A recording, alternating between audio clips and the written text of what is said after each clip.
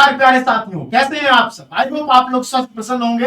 Admit card आपके पास आ गया है तो अपने एग्जाम की तैयारी कर रहे होंगे, पूरे फोकस के साथ एग्जाम की तैयारी कर रहे होंगे। आपको पता है 13 से आपका एग्जाम स्टार्ट है, 13 मई से आपका एग्जाम स्टार्ट है।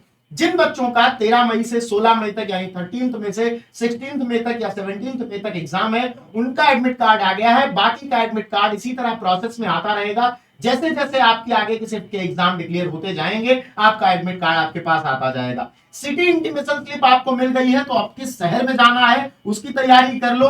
बढ़िया टिफिन उफिन तैयार कर लो, अपने जिस भी रिलेटिव को कॉल करना हो, दोस्त को कॉल करना हो कर लो, पापा दीदी भैया जिसको भी तैयार करना हो अपने साथ जाने के लिए उनको तैयार कर लो। लेकिन आज एक बहुत जरूरी बात बताऊंगा, एडमिट कार्ड तो आ गया तुम्हारा, तुमने डाउनलोड भी कर लिया। बहुत चर्चा का विषय है कि आखिर सेल्फ डिक्लेरेशन फॉर्म क्या है। तो मैं तुम्हारे सामने एक एडमिट कार्ड लेकर के आया हूं, इसको गौर से देखना। एक एक चीज बताऊंगा, एक एक जानकारी तुम्हें दूंगा। सबके पास इसी तरह का एडमिट कार्ड होगा। एक बार कमेंट सेक्शन में बताओ है या नहीं है, हाँ या ना। आपको पता है मैंने यहां से नाम गायब कर दिया है, एप्लीकेशन नंबर गायब कर दिया, रोल नंबर गायब कर दिया, इसलिए डेट ऑफ बर्थ, और यहां से फोटो भी गायब कर दी है। उसका रीजन क्या है कि जिस बच्चे ने मुझे भेजा, मैं नहीं चाहता कि उसका चेहरा ऑनलाइन इतने लोग देखें और उसकी डिटेल्स वायरल हो या उसकी डिटेल्स पब्लिक हो जाए, इसलिए मैंने उसको गायब कर दिया है। तो आप लोगों को अपना एडमिट कार्ड देखना है। अब जब आप इस एडमिट कार्ड को देखते हो तो यहां पर आपका रोल नंबर लिखा हुआ है, यहां पर आपका एप्लीकेशन नंबर लिखा हुआ है,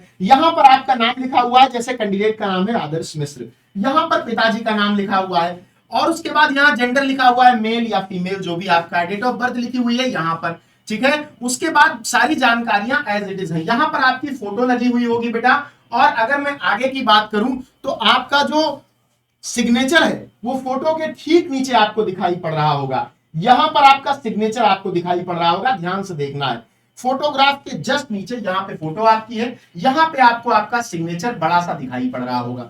एक बार मुझे कमेंट करके बताओ कि जो बातें मैं बता रहा हूं वो सही है ना, तुमको ये सारी चीजें दिख रही है ना। अब देखो यहां पे तुम्हारा क्वेश्चन पेपर मीडियम लिखा हुआ होगा। क्वेश्चन पेपर मीडियम क्या है? बहुत सारे बच्चे कह रहे थे सर क्या पेपर अंग्रेजी में होगा। जैसे मान लो किसी का फिजिक्स है या किसी का हिस्ट्री है, तो ये दो भाषाओं में हो सकता है। फिजिक्स के क्वेश्चंस हिंदी में भी आते हैं, इंग्लिश में भी आते हैं। हिस्ट्री के क्वेश्चन हिंदी में भी आते हैं, इंग्लिश में भी आते हैं।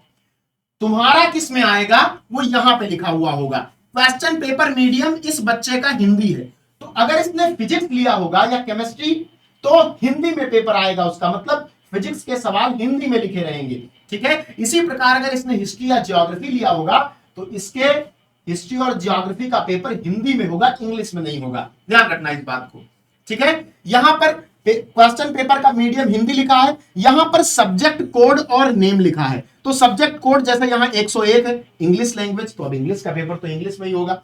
उसके बाद 322 है फिजिक्स डोमेन, तो फिजिक्स का पेपर इसका हिंदी में होगा। 501 इसका जनरल एप्टीट्यूड टेस्ट है, जीएटी जिसे कहते हैं, वो टेस्ट होगा। मतलब इसके 3 पेपर होने वाले हैं। किस दिन होने वाले हैं? डेट और शिफ्ट देख लो। 14 मई को, 14 मई को इसका पेपर होने वाला है बेटा। 14 मई को इसका पेपर होने वाला है सेकंड शिफ्ट में, सेकंड शिफ्ट 12 बजे के बाद वाली शिफ्ट में 14 मई 2025 को इसका पेपर होने वाला है। शिफ्ट की टाइमिंग क्या होगी? 3 बजे से 6 बजे तक। मैंने आपको बताया था कि आपका हर एक पेपर कितने मिनट का होगा? आपका हर एक पेपर 60 मिनट का होगा।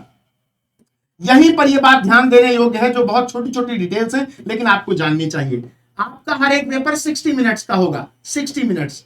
तो अगर मैं 3 पेपर की बात करूं तो 3 पेपर के लिए 60 मिनट्स मींस 1 आवर, 1 आवर की बात है, 1 घंटे की बात है, तो 3 घंटे का पेपर हो गया। 3 से 6 लगातार इस बच्चे का पेपर होगा, पहले इंग्लिश फिर फिजिक्स फिर जीएटी, तीनों पेपर होगा 3 बजे से 6 बजे तक शाम को, 3 बजे से 6 बजे तक शाम को। शाम की शिफ्ट में इसका है, शिफ्ट इसकी सेकंड है, यहां पर लिखा हो। सारी डिटेल्स आपकी बहुत क्लियरली लिखी हुई है, बिल्कुल कंफ्यूजन नहीं है।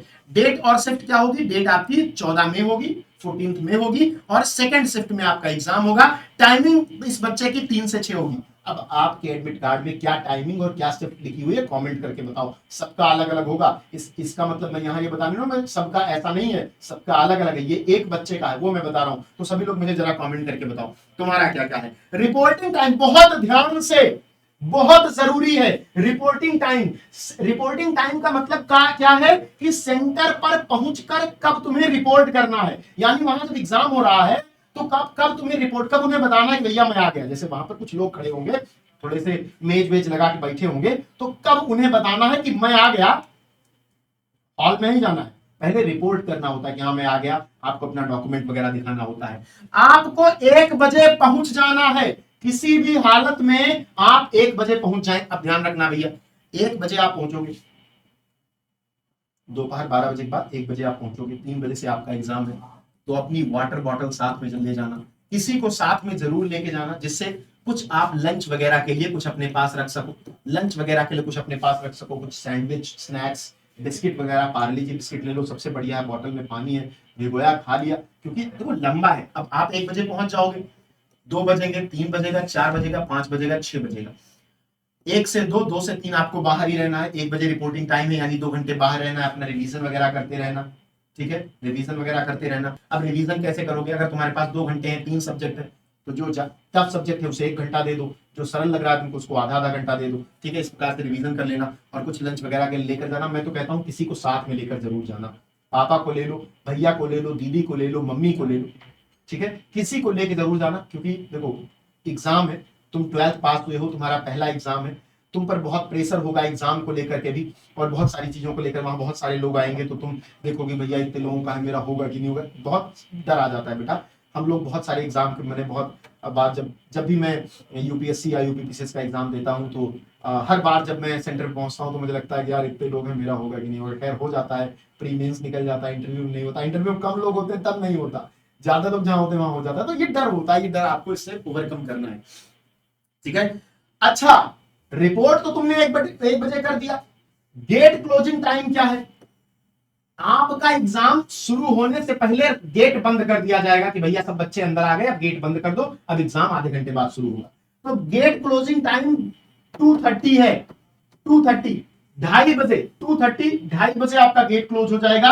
3 बजे से एग्जाम, मतलब आधे घंटे पहले गेट क्लोज हो जाएगा। अगर तुम 2:30 के बाद पहुंचे, 2:30 बजे के बाद पहुंचे, तुमको एंट्री नहीं मिलेगी, ध्यान रखना। 1 बजे पहुंच जाना बेटा, मैं कह रहा हूं बार बार, ध्यान रखना, ठीक है। उसके बाद यहां पर तुम्हारा नाम और एड्रेस लिखा होगा टेस्ट सेंटर का, कहां पे तुम्हारा टेस्ट है, सभी लोग बताओ लिखा है कि नहीं। SS confuse LLP, Omaxe avenue, Omaxe city, Bijnor road, near Baba Saheb Bhimrao Ambedkar university, Lucknow, Uttar Pradesh. देखो अब इस बच्चे का सेंटर बाबा राव भीमराव अम्बेडकर यूनिवर्सिटी लखनऊ के पास है।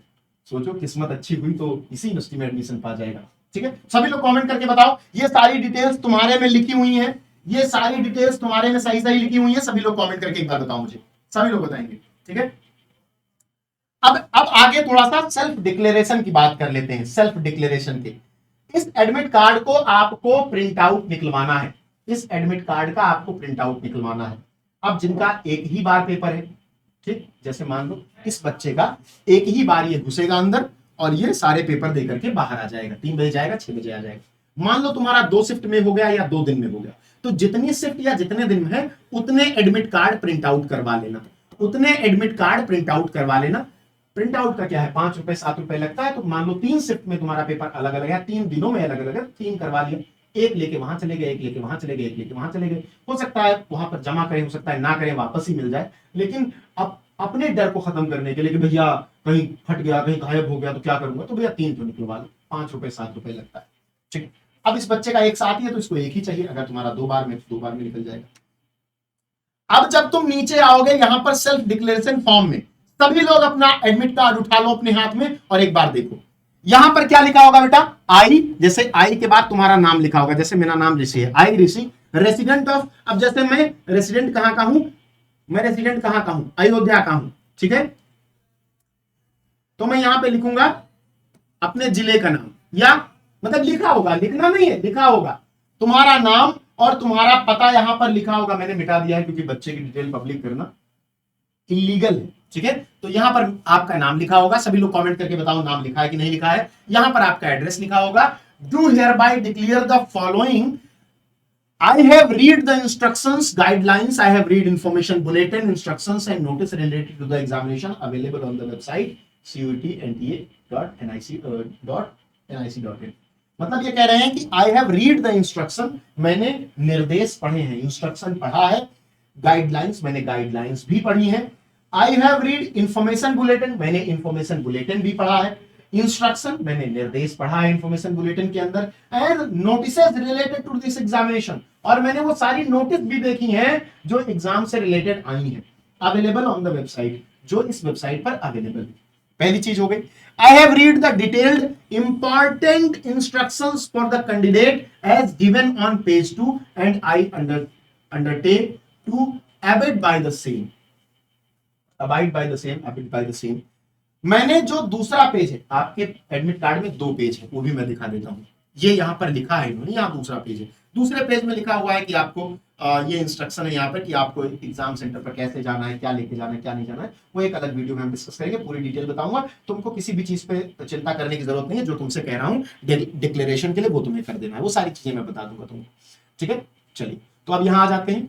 यहां पर लिखा हुआ है कि भैया तुमने इंस्ट्रक्शन पढ़ी है कि नहीं है, सारी बातें तुमको पता है कि नहीं पता है। तुम कहोगे भैया ऋषि सर ने सब बात बता दी है, तो पता ही है, ठीक है। अब उसके बाद जब तुमने इसका प्रिंट आउट निकाल लिया, तो फिर तुम्हें क्या करना है,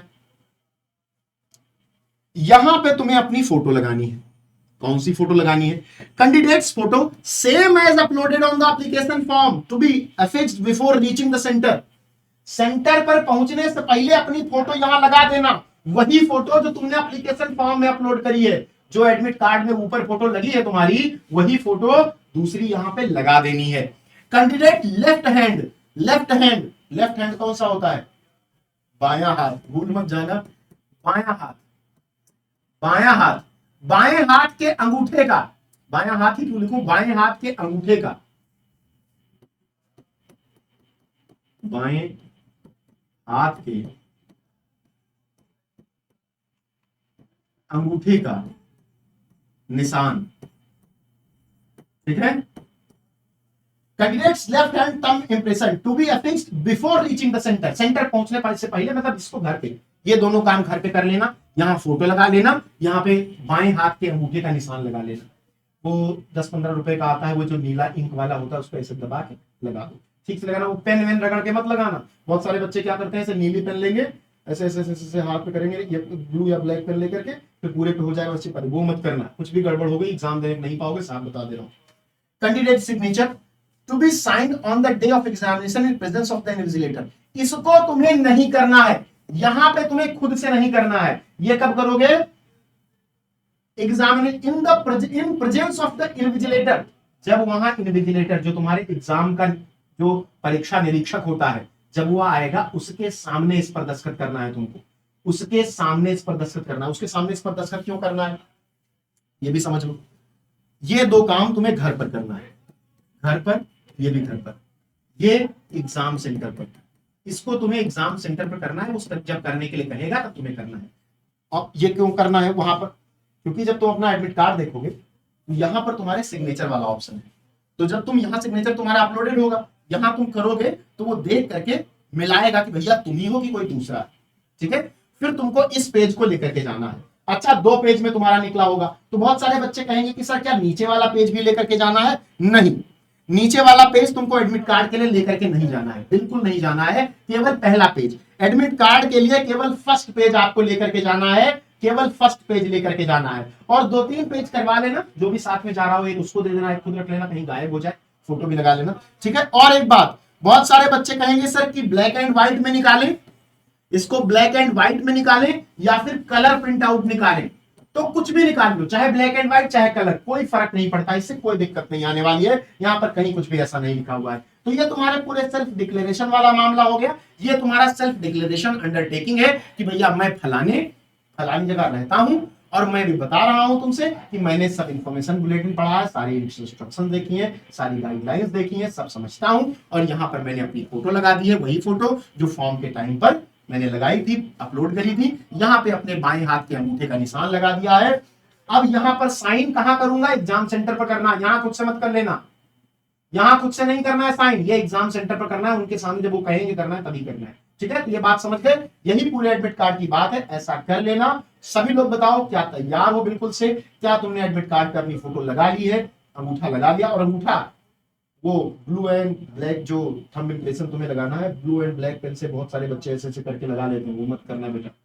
एग्जाम सेंटर से निकाल दिए गए ना, दोबारा तुम्हें पूरी तैयारी करने में बहुत टाइम लग जाएगा, और तब तक में आपको पता है 2:30 पे 2:30 बजे आपका गेट क्लोज हो जाएगा, तो बिल्कुल भी चांस नहीं लेना है, बहुत सीरियस होकर एक बात ध्यान देंगे। ठीक है, मिलते हैं नेक्स्ट क्लास में, जहां पर मैं डिटेल डिस्कशन करने वाला हूं कि तुम्हारे जो इंपॉर्टेंट दिशा निर्देश हैं, इंपॉर्टेंट गाइडलाइंस हैं, वो क्या क्या है, तुम्हें एग्जाम सेंटर पर क्या क्या लेके जाना है, क्या नहीं लेके जाना है, एग्जाम सेंटर पर क्या करना है क्या नहीं करना है, उस पर बात। ठीक है, मिलते हैं नेक्स्ट क्लास में, धन्यवाद।